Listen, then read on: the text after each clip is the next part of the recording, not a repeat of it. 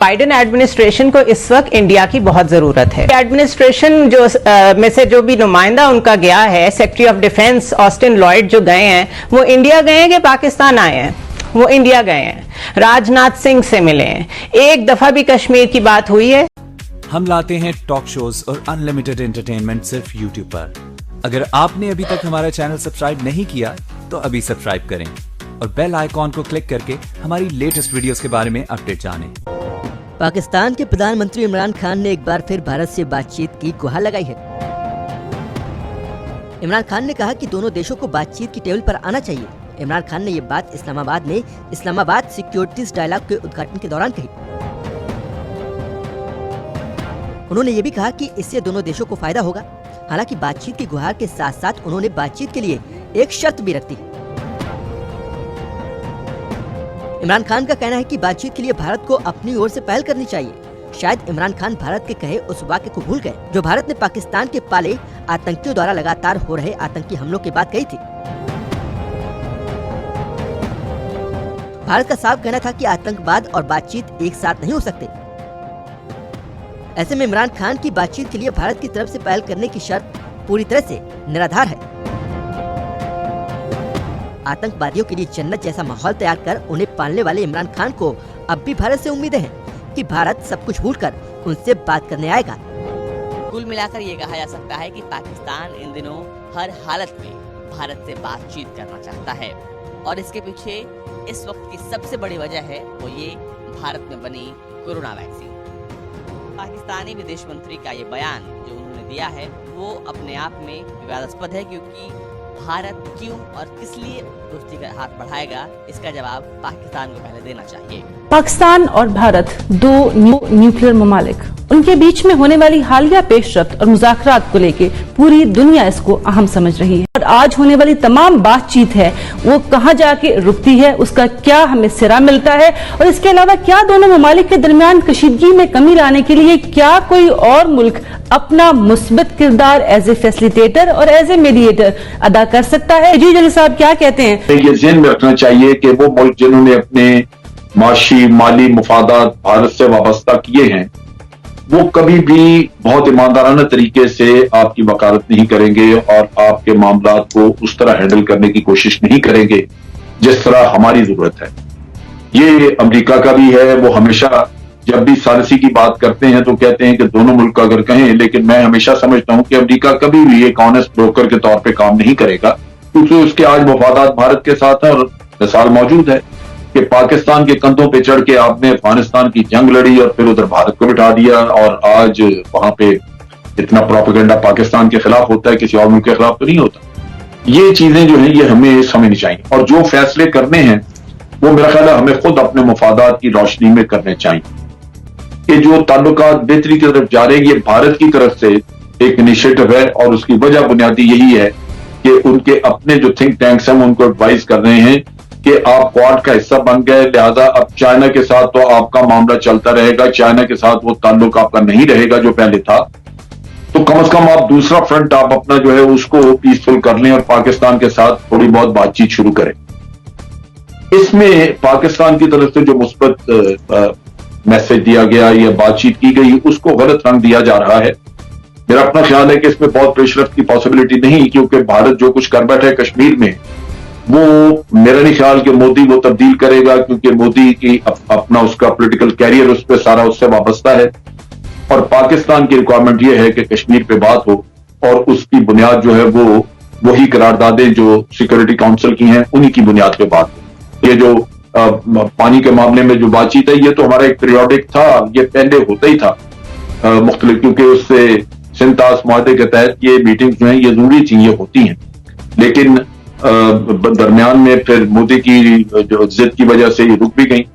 تو میرا خیال ہے کہ یہ بھارت کی اپنی ضرورت ہے جس کے تحت پاکستان بھی پرامن رستے پہ اپنا چل رہا ہے آگے کہ کچھ امن کی بات چیت ہو, لیکن اصل چیز وہی ہے کہ کشمیر پہ کوئی پیش رفت ہوتی ہے وہ میرا خیال ہے ممکن نہیں ہے فی الحال. تو بس اسی طرح یہ کاسمیٹک سی جو آپ کو نظر آئے گی ایکٹیویٹی وہی ہے.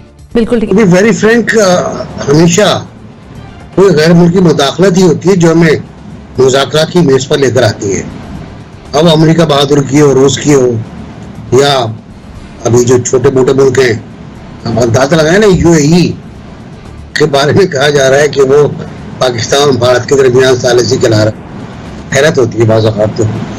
फिर मुझे अपने प्राइम मिनिस्टर की बातें याद आती हैं कि भारत से मुज़ाकरात के हालात नहीं हैं।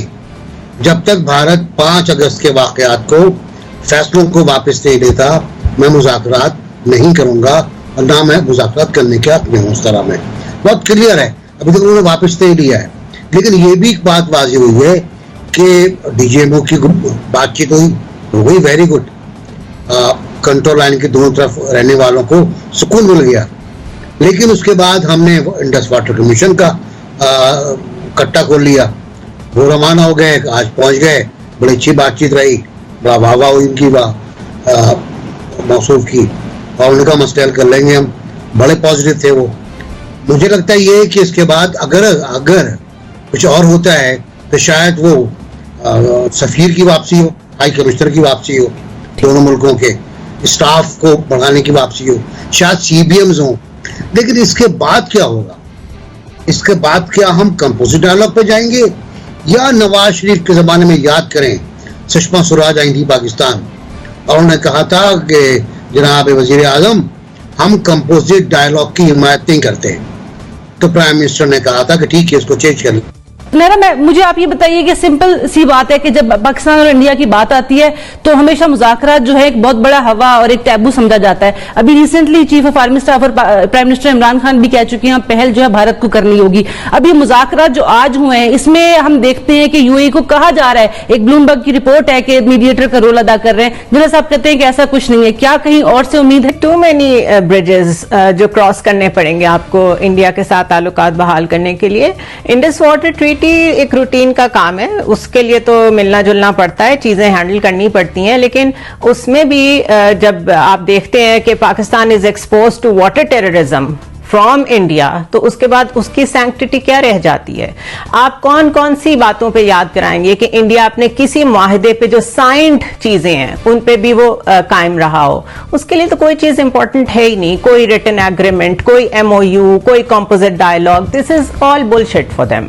टू बी वेरी ऑनेस्ट, अगर इंडिया 5 अगस्त की पोजीशन पे वापस चला जाता है, आर्टिकल 360 रिवोक कर देता है, कश्मीरी पे से लॉकडाउन हटा लेता है, ये 3 वाहिद चीजें हैं जिसके बाद पाकिस्तान बातचीत कर सकता है। इसके बगैर अगर आप बातचीत करेंगे तो आप बहुत सवेर गलती करेंगे, आप डिच करेंगे कश्मीरीज को। आपने घबराना नहीं है, घबराना नहीं, कभी घबराना नहीं है।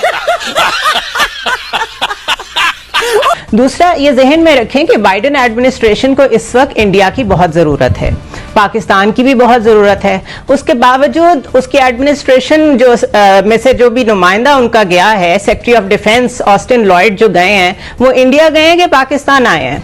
वो इंडिया गए हैं, राजनाथ सिंह से मिले हैं, एक दफा भी कश्मीर की बात हुई है? अगर ह्यूमन राइट्स का बाइडेन एडमिनिस्ट्रेशन को इतना ख्याल है तो LOC की एक दफा भी बात हुई है? This is all just a mirage, ये सिर्फ दिखाया जाता है। ब्लूमबर्ग हो या कोई और हो, दीज आर माउथ पीसेस, चीजें लिख के रिपल इफेक्ट क्रिएट किया जाता है कि शायद कहीं से जेस्चर्स अच्छे आए। बट ठीक है, आर्मी चीफ ने हमेशा यही कहा है, उन्होंने हमेशा यही कहा है कि हम बातचीत करने को तैयार हैं, लेकिन हमें तो जवाब में LOC पे लोगों की लाशें मिलती हैं, हम दूसरी तरफ मार नहीं सकते क्योंकि उस तरफ भी मुसलमानों की आबादी है। तो what composite dialogue, what are we talking about? It doesn't make sense to me at least. Siddiqui साहब, जिस तरह अब हमें ये लगता है कि पाकिस्तान और भारत के बीच जो है सेंस नहीं बनती है अगर कोई डायलॉग होते हैं, क्योंकि बैकग्राउंड में चीजें जो है बड़ी नेगेटिव चल रही होती हैं।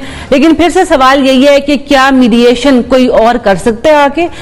देखिए, हमारा मतलब यूएई हमारी मेडिएशन कराए, छोटा सा मुल्क है, वो अभी बना है और हम लोगों के कब से पाक भारत के ताल्लुकात हैं, और उसने क्या मेडिएशन करानी है? ये तो भारत ने बिल्कुल हमेशा जब भी मुज़ाकरात की को मेज पे आया है, उसके वही होता है कि मुंह में राम राम और बगल में उसकी छुरी होती है। उसने हमेशा पाकिस्तान के मफादात के खिलाफ काम किया। आप देखें कि कितना बड़ा स्कैंडल डिसइंफो लैब का जो आया है, उसमें कितने करोड़ों अरबों डॉलर जो है वो खर्च हो रहे हैं पाकिस्तान के खिलाफ। अफगानिस्तान में बैठ के आप देखें कि पाकिस्तान के खिलाफ कितनी जो है वो साजिशें होती हैं वहां से। तो ये बिल्कुल दिखावे के हैं।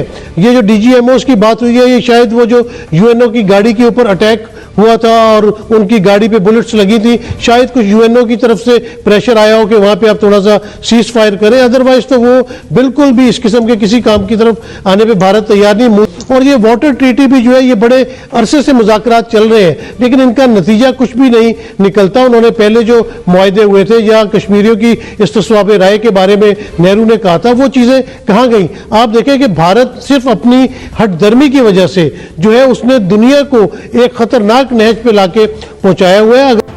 देखा आपने कैसे पाकिस्तानी मीडिया अपनी सरकार के जिहादीपन और उसके पागलपन को भूलकर भारत को नसीहत दे रही है, कैसे पाकिस्तानी मीडिया भारत के खिलाफ प्रोपेगेंडा चला रही है। दोस्तों ये थी आज की वीडियो। आई होप आपको ये वीडियो पसंद आया होगा।